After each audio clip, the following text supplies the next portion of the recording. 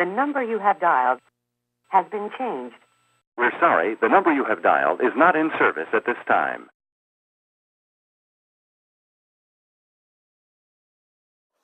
Once upon a time, there was a person. Like many of his kind, he grew up in a mixed state of affairs, between trying to conform enough to be accepted by others and seeking to find a way to live true to his self-being. For the most part, he did what he sensed was expected of him. He grew up and went to work for a company that would pay him enough money regardless of the consequences to society in general, so that he could continue to have enough wild parties and get into bed with the kind of females he knew most men would also want to get into bed with. And for the most part, he felt he was having a really good time collecting butterflies. Then came disaster. You see, because almost every other male of his level of education and society had been doing the same thing, and thinking the same way about females and feeling the need to feed the addiction to playing the game of superficial seduction, which was all part of the butterfly collection hobby. The incentive to break rules, to cheat, lie, and steal without seeming to be cheating, lying, and stealing overwhelmed any notions of cautious reason and consideration of the long-term cumulative effect of so many doing the same old thing. And the levels of corruption, fear, and loathing hit the proverbial fan. And then the markets, pumped up artificially high, came tumbling down, and the banks like the one he worked at began to implode. Now he was angry, bitter, and definitely confused. And as he was not one to lie down and let others run over him, he began to re-examine all those seemingly wacky conspiracy theories that for years others had bombarded him with. And instead of cautiously researching the alleged facts behind those conspiracy theories, he simply cherry-picked the ones he felt suited his own pre-existing prejudices, and then began constructing an odd amalgam of theories into his own grand conspiracy theory. Anyway, here he was without a real job and with no serious source of income, but with all the need to feed his power-hungry ego. But what set him apart from many of those other people he had worked with was his addiction to adrenaline rushes and his willingness to take certain calculated risks. Thus it was that he found it very satisfying to adopt the method of blasting away one's rambling, anger-born thoughts by means of the bullhorn, the megaphone. And it was just a matter of time that he would begin to find a certain grouping of people who he felt he could in some ways dominate and lead to victory. After all, he was tall, angrily charismatic, but what really propelled him into becoming a leader of angry, neurotic anarchists was when he teamed up with an older man whose presence brought an element of disarming humor into the fix.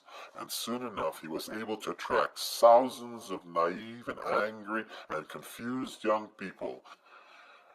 He was fast becoming the inadvertent leader of a dangerous cult, but he was unable to see things objectively and would not admit to such. And by the time his teammate finally realized that something was amiss and left him, he already had enough of a mass of people following him blindly into the wild, senseless unknown. Throughout human history, there have always been those whose judgment became severely clouded, and who then became unwittingly role players in a vicious cycle of madness. Here's how it works.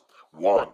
After ages of barbarically brutal conditions, people finally begin to see the need for some kind of system that will bring enough order, enough stability, so as to allow living in society to become a sensible proposition.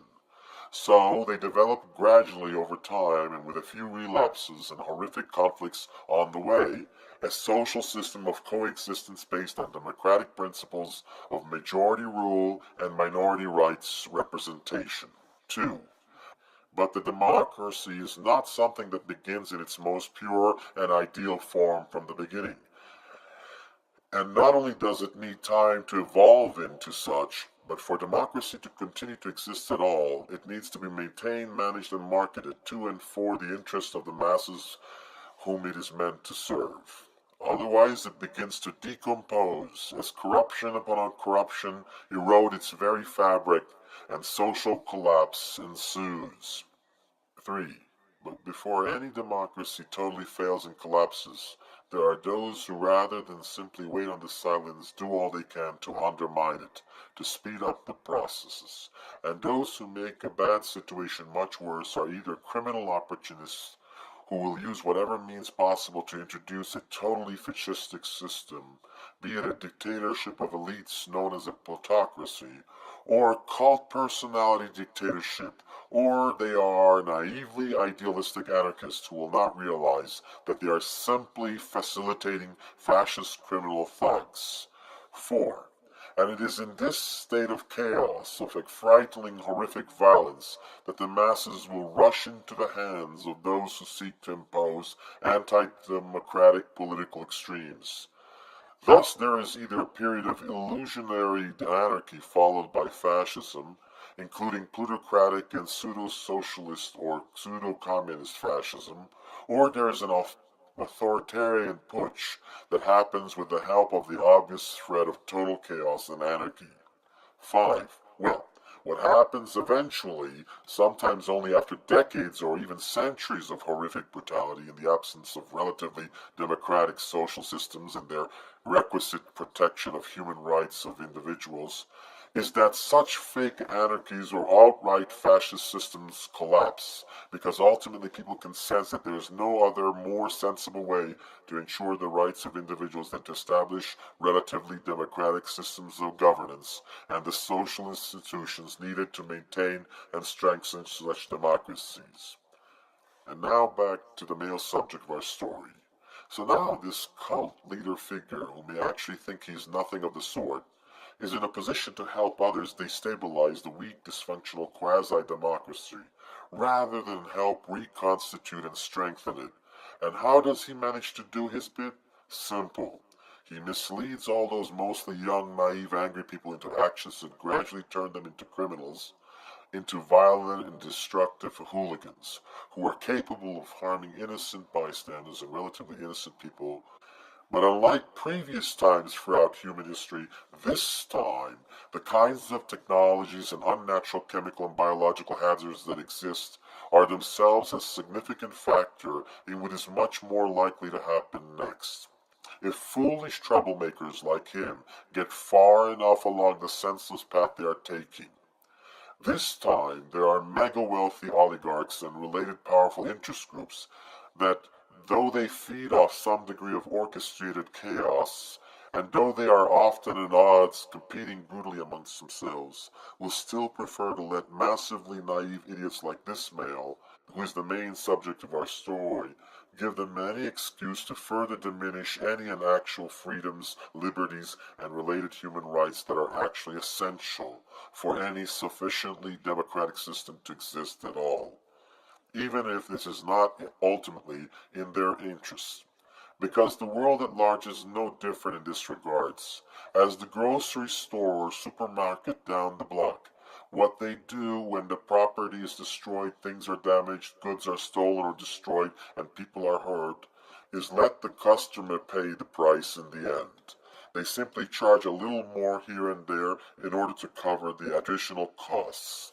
So it is not the powerful elites or the grocery store or supermarket owner who end up paying for the foolish antics of these dangerous, naive anarchists, but all of us little folk, the majority of the people who should, instead of joining these fools, use our most creative minds and redouble all efforts to reconstitute our democratic systems of governance, and who should reach out to the offspring of the elites and convince them there is a wise alternative to either plutocratic fascism or pseudo-anarchic fascism, but that for it to work, there has to be a fair compromise whereby the elites agree to relinquish more of their wealth and generate fruitful economic activities by increasing the circulation of wealth during hard times, and not excessively exploiting the planet's natural resources and societies during good times or bad times. For it is also true that no democratic system of governance can truly work without the fundamental human right of individuals to own their own private property and earn their own capital based on the fair merits of their works, be those actual physical routines or inventions and innovations of technologies and systems. And society in general, in effect, us the masses, also have to respect Mother Nature and her other creatures by agreeing to self-limit population growth. In effect, zero population growth and other migrational demographic balancing acts are necessary, as well as to more efficiently and creatively make use of the Earth's limited resources and develop the technologies to eventually artificially increase such resources. The male fools of the world and their female counterparts have no right to ruin things over and over again, and this time any such chaos would be final and horrifically catastrophic. In the past, it was clever to remind the world at this point in this story what Santayana said. Those who do not remember the past are condemned to repeat it. Unfortunately, this time, if things get all out of control, there will be no past to remember, and there will be no present, and definitely no future at all. All you will be is a heap of garbage for some advanced and wise alien species to rummage through as part of their galactic archaeological survey of failed species. Is that what we want? End of story.